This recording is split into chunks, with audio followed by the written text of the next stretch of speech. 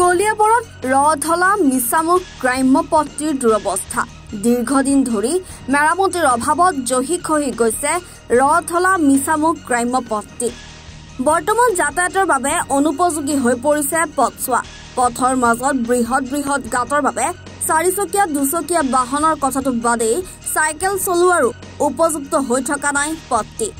কোনো লোকে ভুলতে এই পথৰে বাহন নিলে গাঁতত বাহনৰ চকা সোমাই নচলা হৈ পৰে 2017-18 বৰ্ষত ৰধলা গাঁও পঞ্চায়তে পথটি পুনৰ নিৰ্মাণৰ কাম হাতত লৈছিল যদিও নহল ফলপ্ৰসূ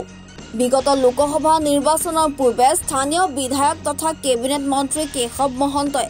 অসম মালাৰ অধীনত পথটি পকীকৰণৰ আধাৰশিলা স্থাপন কৰিছিল যদিও ই এক নিৰ্বাচনী চমক হৈ ৰল পথটি শীঘ্ৰে মেৰামতি কৰি পকীকৰণৰ কাম সম্পূৰ্ণ কৰিবৰ বাবে ৰাইজে দাবী জনাইছে ৰধলা পৰা মিছামুখ সংযোগী প্ৰায় 1.5 কিলোমিটাৰ ৰাস্তা আজিকোপতি মেৰামতিও হোৱা নাই আৰু পকীকৰণো হোৱা নাই আজি আমি বহু বছৰৰ পৰা এইটো দীৰ্ঘদিনীয়া দাবী কিন্তু কাৰ্যত দেখা গৈছে যে বিভাগীয় কৰ্তৃপক্ষই আমাক আঁচনি এখনহে দিয়ে কিন্তু ৰূপান্তৰিত নহয় গতিকে আমি আজি আপোনালোকৰ জৰিয়তে বিভাগীয় কৰ্তৃপক্ষ আৰু মন্ত্ৰী মহোদয়ক বিধায়ক মহোদয়ক অনুৰোধ জনাওঁ যে অনতিপলমে এই মুখ্য পথটি নিৰ্মাণ কৰি পকীকৰণ কৰি আমাৰ ৰধলাৰ লগতে দাঁতিকাষৰীয়া 7-8খন গাঁৱৰ মানুহক যেন উপকৃত কৰে বাৰিষাটো একেবাৰে যাবলৈ অৱস্থা নাই চাইকেল যেনে তেনে যাব পাৰে কিন্তু চাৰিচকীয়া বাহন দুচকীয়া বাহন লৈ যাবলৈ বৰ কষ্ট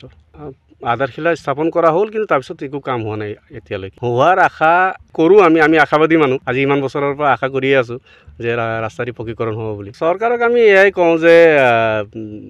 যিটো ইনফ্ৰাষ্ট্ৰাকচাৰ ডেভেলপমেণ্টৰ নামত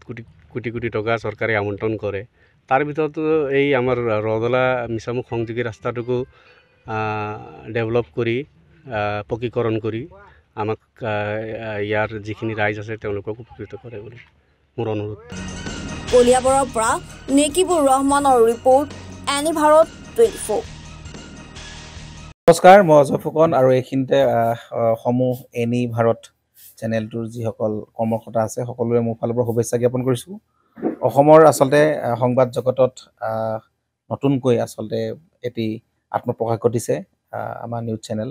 এনি ভাৰত আৰু এনি ভাৰতৰ এটা খুব ধুনীয়া এটা অনুষ্ঠান হ'বলৈ গৈ আছে সকলোৱে জানে আমাৰ সকলোৰে মৰমৰ হাৰ্টথ্ৰব জুবিন গাৰ্গৰ গানে কি আনে আচলতে জুবিনদাৰ সেই গীতৰ আধাৰত আমাৰ হিৰুদাই লিখা সেই গীতটি গানে কি আনে এই গানে কি আনে নামৰ এটি তেওঁলোকে সাংগীতিক ৰিয়েলিটি শ্ব' কৰিবলৈ গৈ আছে আৰু 15 আগষ্টৰ পৰা গোটেই আৰম্ভ হ'ব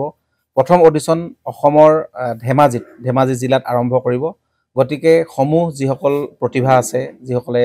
গান ভাল পায় যিসকলে তেওঁলোকৰ নিজৰ প্ৰতিভা আচলতে দেখুৱাব বিচাৰে এই ৰিয়েলিটি শ্ব'ত গানে কি আনে এই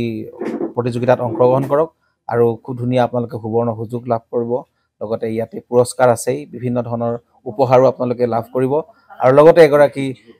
প্ৰতিষ্ঠিত আচলতে এগৰাকী শিল্পী হিচাপে অসমৰ সাংস্কৃতিক জগতত আপোনালোক প্ৰতিষ্ঠা লাভ কৰিব গতিকে গোটেই অনুষ্ঠানটোলৈ মোৰ ফালৰ পৰা শুভকামনা থাকিল আৰু লগতে এই অনুষ্ঠানটোত আপোনালোকে অংশগ্ৰহণ কৰিব আমিও আছোঁ আৰু সকলোকে আমি লগ পাম ধন্যবাদ